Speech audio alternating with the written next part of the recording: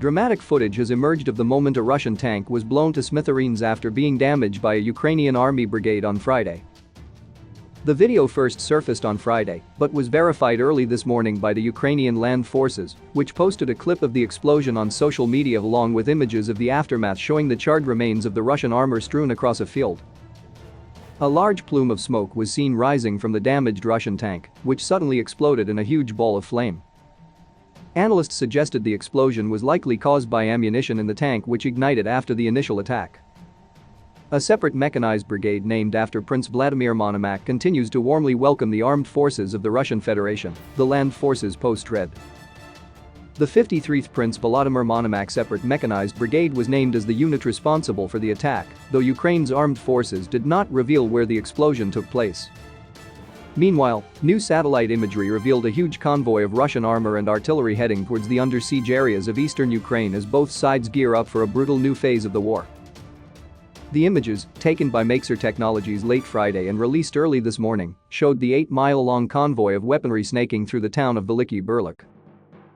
The convoy was heading south through an arc of Russian-controlled territory in eastern Ukraine according to analysts, and is believed to be destined for the front lines in the regions of Luhansk and Donetsk. Russian forces withdrew from key positions around Kyiv last week in the face of bitter resistance from Ukraine's armed forces and are thought to be regrouping for a major new offensive in the Donbas.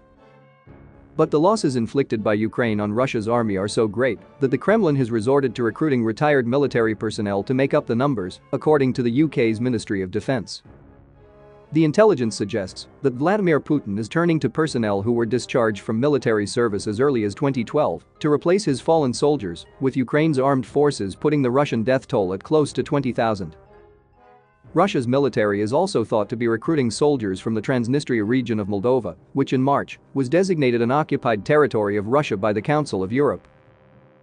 The Kremlin's attempts to replenish its strained fighting force come as a top Ukrainian official declared Ukraine is ready to beat back Russia in the eastern Donbas region before sitting down to negotiate a peace deal with Putin.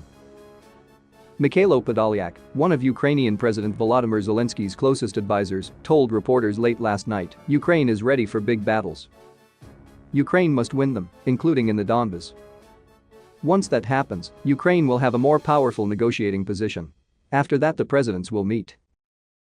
Podolyak's statements came as Zelensky hosted British Prime Minister Boris Johnson in Kyiv after defense officials said Russia's withdrawal of forces from around the capital made it safe for the visit to go ahead.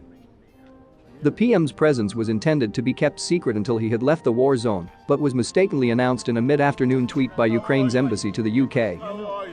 At a joint appearance with Zelensky, Johnson said the Ukrainian people are a lion, and you are its roar as he vowed to send Ukraine 120 armored vehicles and new anti-ship missile systems to help beat back the oncoming Russian offensive in the east.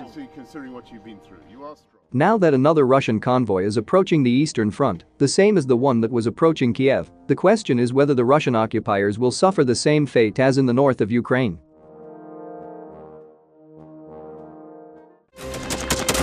Thanks for watching, and don't forget to subscribe. Also, if you want to support Warthog Defense, please become our member and get early access to new videos, exclusive members-only videos, and become administrator in comment section. The membership link is in the description. Rescues every day. We had a guy last week at 6 rescues in 6 days. He's doing the job every day.